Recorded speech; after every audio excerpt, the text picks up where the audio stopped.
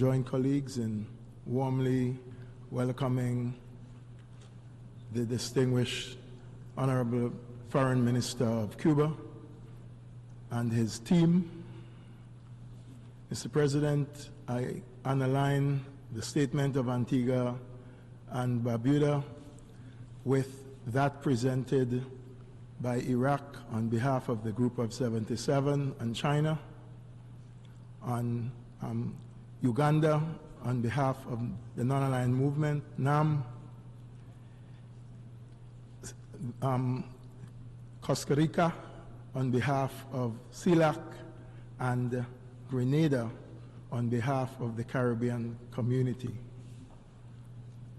Mr. President, it has been 62 years since the United States, a close friend of Antigua and Barbuda, instituted its blockade and embargo against Cuba. Time and time again, the international community, through the General Assembly and my Caribbean community, in its several institutions, have long called upon the United States of America to lift the trade embargo on Cuba and allow its citizens to benefit from their fair share of globalization and sustainable development. This unjust blockade of more than 6 decades, Mr. President, has caused untold stress to the people of Cuba and brought about much distress to many families and individuals within her shores. Mr. President, Antigua and Barbuda joins the many voices already echoed here in this hall for Cuba to remove from the list of state sponsors of terrorism. We too find this unfair and unjust. Antigua and Barbuda supports the 5 special procedure mandate holders of the United Nations Human Rights Council who expressed that countries designated as a state sponsor of terrorism is neither clear nor transparent.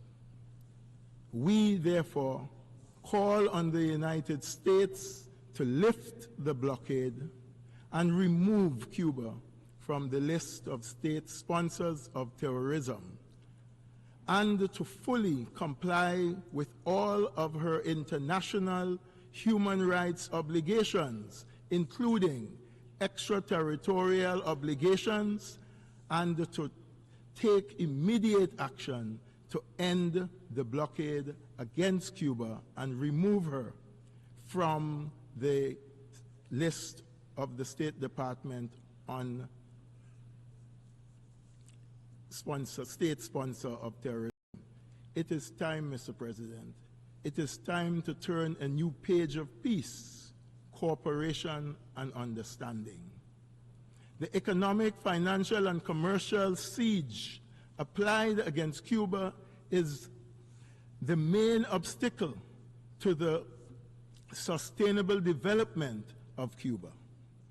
The continued application of the embargo also threatens Cuba's full implementation of the Sustainable Development Goals, the 2030 Agenda, as well as the recently adopted Antigua and Barbuda Agenda for SIDS, Abbas, and other international negotiated agreements that we have all signed on to.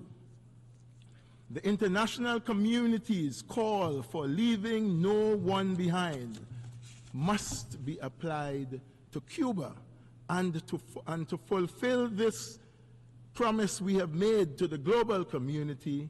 Antigua and Barbuda once again calls for an end to the embargo. Mr. President, my country looks forward to the day when we can expand trade with Cuba, and build upon the generosity that the Cuban government and people exhibits in providing technical assistance across several areas to Antigua and Barbuda and Caribbean countries, areas such as health, culture, environment, energy, and so on. Mr. President, Antigua and Barbuda again expressed, as we have done in numerous United Nations General Assembly statements, that we are yet again calling for both our friends and partners, the United States of America and Cuba, to come together around the table of diplomacy to discuss peacefully an end to the differences and forge a new relationship based on mutual respect and shared responsibilities. I thank you. I thank the representative of Antigua and Barbuda. And I now give the floor to the representative of St. Kitts and Nevis.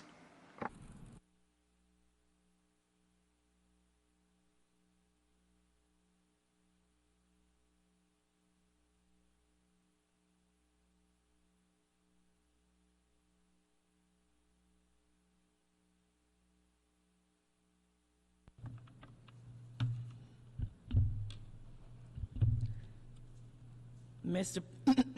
President, St. Kitts and Nevis aligns itself with the statements that have been delivered by Grenada on behalf of the Caribbean community, CARICOM, by Honduras on behalf of CELAC, by Uganda on behalf of NAM, and by Iraq on behalf of the Group of 77 and China. We welcome the presence of the Minister of Foreign Affairs of Cuba, His Excellency Bruno Rodriguez Parilla, and his delegation. Mr. President, we have gathered in these halls of the General Assembly annually for over 3 decades to adopt with overwhelming majority the resolution titled Necessity of Ending the Economic, Commercial, and Financial Embargo imposed by the United States of America against Cuba.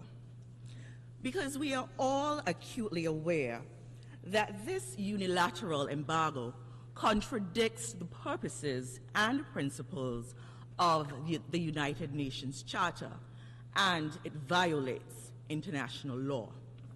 This outdated embargo that continues to be imposed against Cuba by the government of the United States of America for more than 6 decades, regrettably, remains the biggest impediment to Cuba's normal economic growth and development and modernization.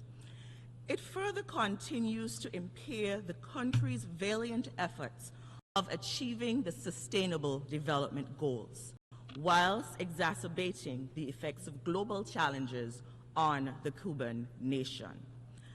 My delegation therefore thanks the Secretary General for his usual comprehensive reports on this deeply troubling matter, which continues to shed light on the gravity of the impact of this unjust embargo on the lives and livelihoods of the Cuban people. As observed in the report by the Secretary General from March 2022 to February of 2023, Cuba suffered economic damages valued at approximately $5 billion, which represents an impact equivalent of 19.2% of its gross domestic product for the year of 2022, and 55.8% of total exports for the same year. This considerable financial decline is aggravating the already complex economic situation in this Caribbean country. Mr. President, given this context, St. Kitts and Nevis joins the international community in reiterating unreservedly its urgent call for the lifting of this unfair embargo against our fellow Caribbean island nation of Cuba. St. Kitts and Nevis also calls for the removal of Cuba from the State Department's list of sponsors of terrorism. St. Kitts makes these calls, St. Kitts and Nevis makes these calls to enable Cuba to effectively pursue its economic aspirations and to achieve socio-economic prosperity. As posited by our esteemed Prime Minister, who is a Cuban-trained doctor, the Honorable Dr. Terence Drew, in his UN General Assembly address last month, the embargo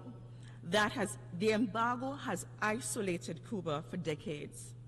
It's illegal, and it continues to be a stain on our collective consciences. Instead of denigrating this island, we should elevate and learn from its sustainable solutions that have empowered their people and, in turn, the region. Mr. President, despite the many hardships experienced by Cuba as a consequence of the embargo, Cuba has remained a steadfast ally of St. Kitts and Nevis, supporting our human capacity development agenda through the provision of annual university scholarships for our nationals. And I would have noted that the Prime Minister of St. Kitts and Nevis is a Cuban-trained medical physician, especially the assistance provided in the areas of medicine. The assistance from Cuba has assisted St. Kitts and Nevis in buttressing the healthcare services of our country through its continued deployment of highly qualified and committed medical brigade specialists. We acknowledge with immense gratitude our enduring bonds of friendship and cooperation with the Cuban nation.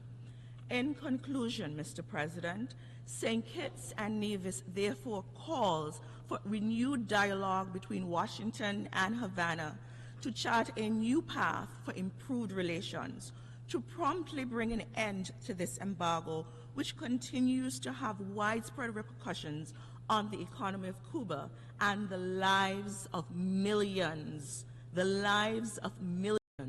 who call Cuba home. St. Kitts and Nevis reaffirms its unwavering solidarity with Cuba on this matter and strongly condemns the continued imposition of this embargo. St. Kitts and Nevis will vote in favor of this resolution and will continue to do so until the day this embargo is repealed. I thank you. I thank the representative of St. Kitts and Nevis. I now give the floor to the representative of the Solomon Islands. Mr. President. We continue to see some statements of the representatives of different nations speaking at the UN General Assembly, who are all condemning the U.S. blockade against Cuba. Stay tuned with teleSUR English for more statements in the coming minutes.